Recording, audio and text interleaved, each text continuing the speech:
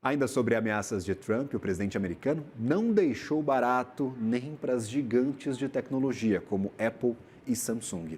Ele ainda disse e assinou, ele ainda não assinou nenhum decreto, mas disse que vai impor taxas de 25% se as duas empresas não produzirem os celulares em território americano. Esse cenário reacende incertezas no mercado financeiro. É sobre este assunto que a gente fala agora com Ana Laura Magalhães, internacionalista e especialista em finanças. Ana, seja bem-vinda, uma ótima tarde a você. Muito obrigado por estar aqui conosco. Obrigada, eu que agradeço. No final das contas, a gente fala muito sobre a estratégia de Donald Trump por trás dessas tarifas, o que ele quer com esse tarifaço, com essa guerra comercial declarada entre Estados Unidos e todos os outros parceiros comerciais do mundo. Quando a gente olha para a tecnologia, talvez um ponto central desta estratégia de Donald Trump, por que tecnologia é tão importante para a gente entender os motivos deste tarifaço? Essa pergunta é excelente, Gabriel, porque é o seguinte, quando a gente olha através de uma perspectiva de relações internacionais mesmo, para as tomadas de decisão do Trump, a gente percebe que ele está sendo muito nacionalista e internacional.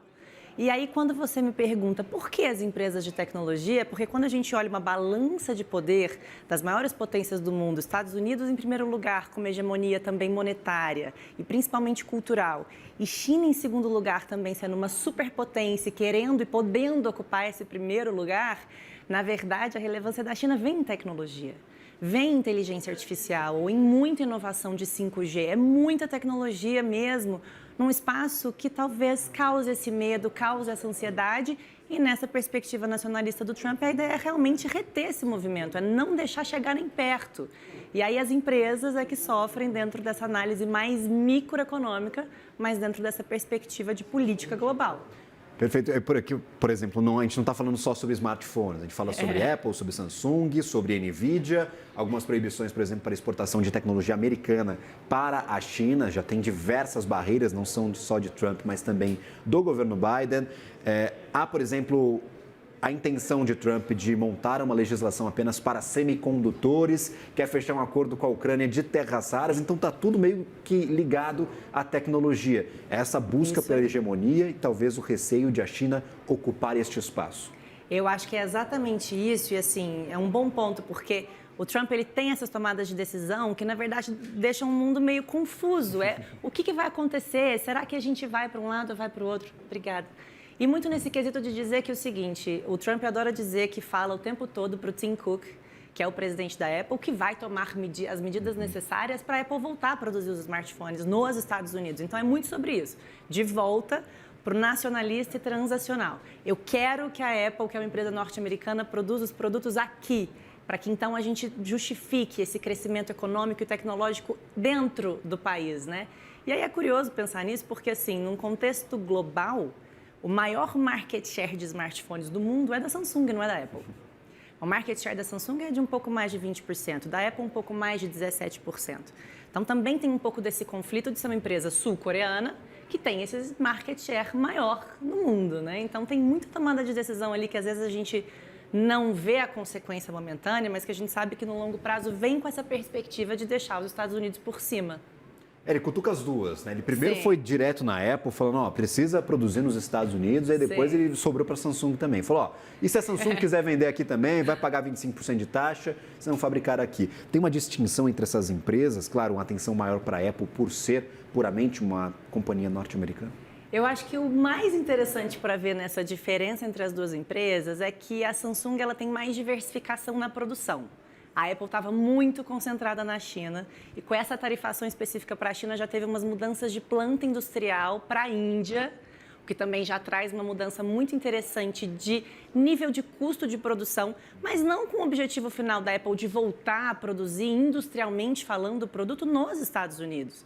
Talvez para a economia norte-americana isso seja mais relevante, mas os Estados Unidos não é um país autossuficiente em todas as peças necessárias para a produção dos produtos da Apple ou até para a mão de obra realmente justificar o preço do produto na ponta final para o cliente. Então, tem um pouco desse contexto também. O impacto até com essa possível tarifação de 25% nos produtos que entram nos Estados Unidos, né? Porque a tarifação ela vem para aquilo que vem de fora. A ideia de produzir dentro de casa é exatamente não chegar no nível de tarifar. Então, eu ameaço a tarifa. Eu quero que você produza aqui dentro. E aí isso impacta muito mais a Apple do que a Samsung, por exemplo. Então, hoje, né, dia 26 de maio, é Memorial Day. É um dia que não tem negociação na Bolsa nos Estados Unidos. Mas no pré-mercado para amanhã, as ações da Apple já caíram mais de 3%. Você sente esse impacto acontecendo. E a Samsung está caindo pouco, nem 1%, entendeu? Então, assim, é um impacto ainda diferente, mas vem um pouco dessa premissa de tentar concentrar a produção domesticamente. Perfeito. Tem esse market share maior também, é uma empresa que, para além dos smartphones, produz outras coisas. Tem empresa de transporte naval da Samsung, tem muito mais coisa dentro do portfólio. Eu acho que é até interessante, a Apple é puramente uma empresa de hardware e uma empresa que fabrica a maior parte do que ela vende são smartphones. Então está no centro dessa discussão, né? Agora, Trump consegue fazer o que ele está querendo? Consegue trazer a indústria de volta para os Estados Unidos? Porque parece uma ideia absurda, assim, totalmente fora da casinha. Isso é execuível? Dá para executar algo deste tipo? A Apple efetivamente vai tirar a indústria da Índia ou da China, onde produz, sei lá, 90%, 100% de tudo que ela vende nos Estados Unidos e vai levar a fábrica para dentro do solo americano? Isso, na tua cabeça, faz sentido? Olha, na minha cabeça, na minha opinião pessoal, como estudiosa de relações internacionais e como uma pessoa que trabalha com finanças há muitos anos, eu acho que a justificativa das tomadas de decisão do Trump, ela existe. Ela vem dentro de uma estratégia de proteção econômica, uma proteção política, né? Um protecionismo, um isolacionismo. Mas, na prática, eu acho pouco provável que isso realmente aconteça de uma forma factível e até saudável no longo prazo. Vamos lembrar que hoje um governo presidencial dura 4 anos. Né? Então, até ele conseguir implementar tudo isso, até isso realmente fazer sentido, as consequências elas vão ser muito mais longevas. Eu acho que existe também uma questão do próprio mercado tentar se proteger. Eu não acho que a Apple vai mudar totalmente a sua planta industrial, a sua estratégia de produção e venda de produto por causa de um plano governamental. Então, a gente tem que ver, na verdade, até que ponto essa ameaça de tarifação vai fazer sentido para uma empresa como a Apple, por exemplo, para mudar uma estratégia inteira de mercado.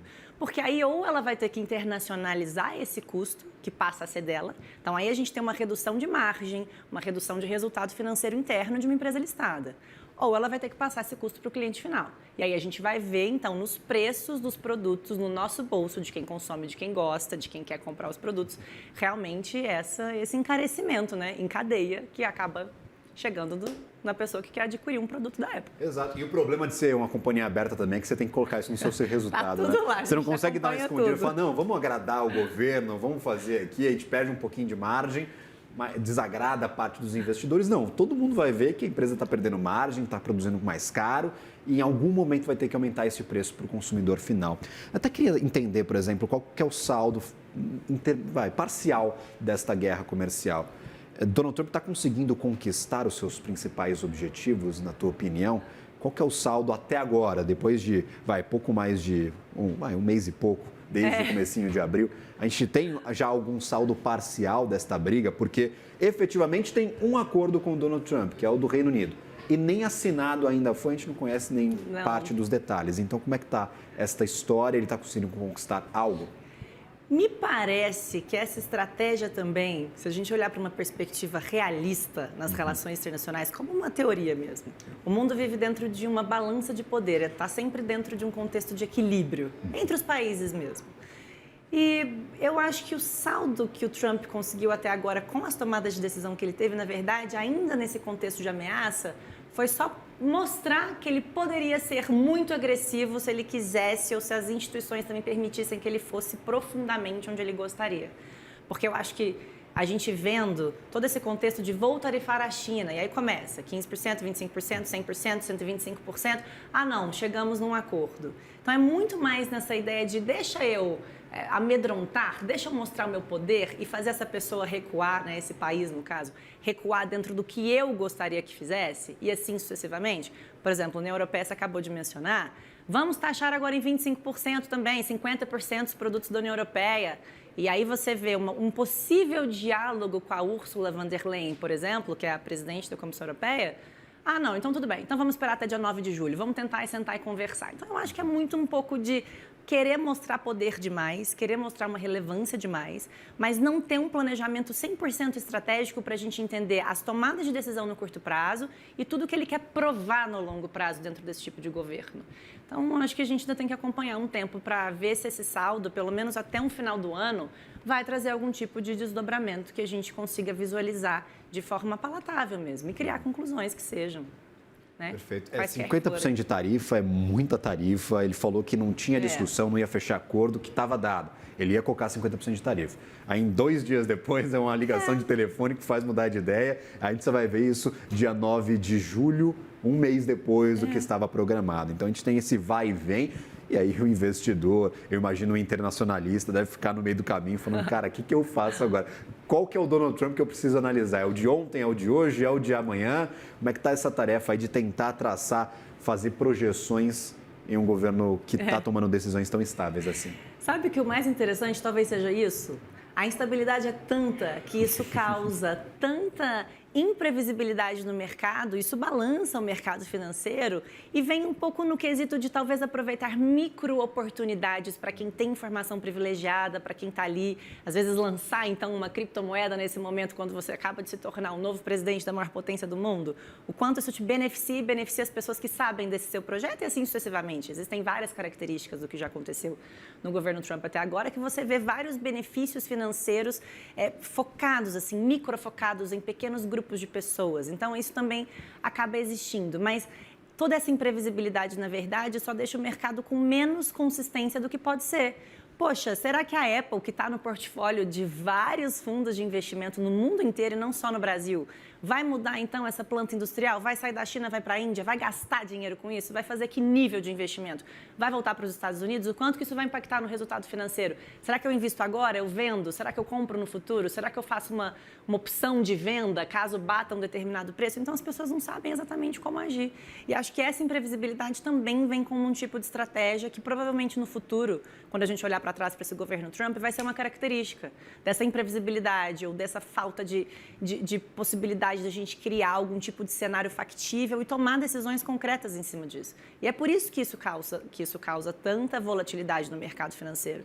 Não é um discurso aleatório do Trump, é a postura da inconsistência que gera esse tipo de tomada de decisão, entende? Eu espero que seja minha história de senhor, porque eu vou chegar para meus netos e falar, não, porque como chegam para mim e falam, não, Gabriel, inflação que nada. Tinha época que o pessoal saía correndo com um marcador para pegar a coisa do teu carrinho e marcar o novo preço. Eu vou virar, quando nós somos muito velhos, falar, não, na minha época tinha tarifa que era de 50 e ia para 135, e a gente já não sabia mais nada, aí tinha país que era amigo e aí virava inimigo, depois adversário, aí voltava a ser amigo. Então vai ser uma das histórias aí que a gente vai olhar lá na frente e falar, olha, a instabilidade era uma característica deste produto, deste período de tempo. E aí olhando, por exemplo, especificamente para a União Europeia, a gente teve recursos recentes, quando a União Europeia falou que ia taxar diversos produtos norte-americanos, uísque, ia taxar motocicletas, um monte de coisa entrou naquele balaio como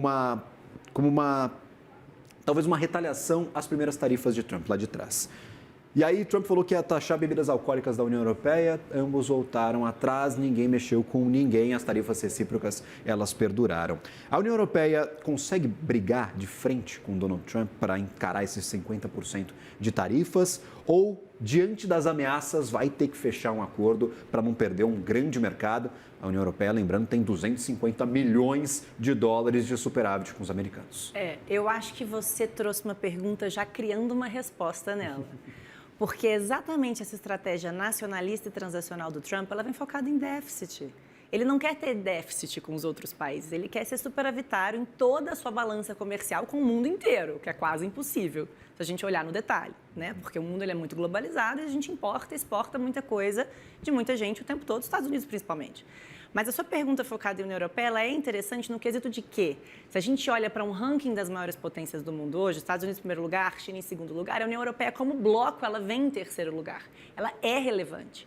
E aí eu gosto de imaginar o seguinte, se eu estou numa reunião ministerial, seja na União Europeia ou seja nos Estados Unidos dentro desse contexto, e se eu penso em tarifar em 50% os produtos que eu vou importar só porque ele vem de um determinado país, o quanto eu estou considerando o impacto negativo na inflação doméstica do meu país dentro desse contexto. Então, eu acho que a ideia, quando ela vem como uma política externa, Vamos criar a nossa balança de poder e entrar dentro desse equilíbrio para ver quem manda mais, quem tem mais poder?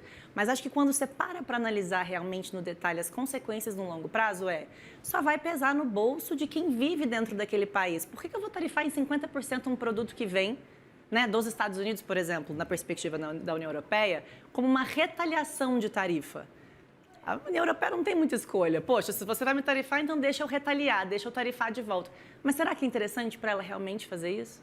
E aí eu acho que para os Estados Unidos é a mesma coisa. Poxa, se eu importo tanta coisa, se tem tanto mercado consumidor aqui do meu povo, né, dos produtos que eu trago, até que ponto faz sentido eu manter esse discurso? Até que ponto faz sentido eu manter essa estratégia? Então, eu acho que numa questão de equilíbrio, assim, em algum momento, essas pessoas devem olhar para esses números e falar: não faz sentido, até que ponto a gente vai levar essa história? Então, acho que essa segurada que agora a gente teve da Ursula von der Leyen para a União Europeia até dia 9 de julho vem disso. Acho que é um telefonema que fala: Trump, mas espera aí, você quer tarifar em 50% dos meus produtos, eu vou ter que te retaliar em 50%? Vamos analisar essa conta no detalhe e ver se isso vai fazer sentido? Por que você quer me retaliar? Que tipo de produto que te causa algum tipo de insegurança ou que ameaça o seu país? Ou vamos entender nesse superávit ou nesse déficit comercial, o que a gente pode tentar entender que vai fazer sentido? Vai tarifar tudo? Vai tarifar o quê? Vai tarifar até quando? Vai tarifar por quê? Eu acho que aí a gente consegue, quem sabe, dentro de um nível de transparência necessário, entender como é que isso vai se desenrolar, né? Por enquanto, a gente não sabe. Absolutamente nada. Eu faço uma pergunta de previsão mesmo, de bola de cristal. Eu queria saber, te responder. Mas eu vou fazer outra. É outra pergunta de bola de cristal, de previsão. A gente está chegando, dia 9 de julho, está quase aí. Teoricamente, é o dia que acaba a trégua dos Estados Unidos com os principais parceiros comerciais, aquela trégua de 90 dias, que vai, teoricamente, caso termine sem uma negociação entre os americanos e estes parceiros comerciais, retomar as tarifas lá do dia 2 de abril, as tarifas recíprocas. A gente já tem um pouco mais de clareza do que vai acontecer nesse dia 9 de abril. Vai ser mais uma loucura, como a gente viu 2 meses atrás? Eu acho que não é mais loucura, porque agora a gente sabe minimamente que o Trump quer causar essa polêmica ou criar toda essa estratégia de falar quem é que manda no sistema financeiro, no sistema político internacional. Então, acho que quando as tarifas começaram a ser anunciadas e toda essa imprevisibilidade nasceu dentro do sistema financeiro, a gente acabou tendo mais volatilidade. Agora, eu acho que daqui em diante é muito mais do tipo: olha, tá com imprevisibilidade mesmo, vamos olhar para as outras coisas. E até reflete no mercado financeiro quando você vê os investimentos que têm mais reserva de valor sendo os mais procurados. Agora, olhando para a foto do que a gente está vendo hoje, até o dia 9 de julho, que a gente não sabe exatamente o que vai acontecer, mas se eu não olho mais para o filme, eu olho para a foto, hoje a gente vê o dólar no maior nível de desvalorização da história, o ouro batendo recordes de preço por onça, por ser muito procurado como reserva de valor, e o Bitcoin, que inclusive é descentralizado, tentando chegar também nesse espaço e até superando o ouro como busca de muitos investidores internacionais e institucionais. É a primeira vez na história que tantos fundos de investimentos ou empresas alocam tanto Bitcoin em caixa para ter uma reserva. Agora, pensa que maluquice. Olha que interessante. É maluco, mas é interessante.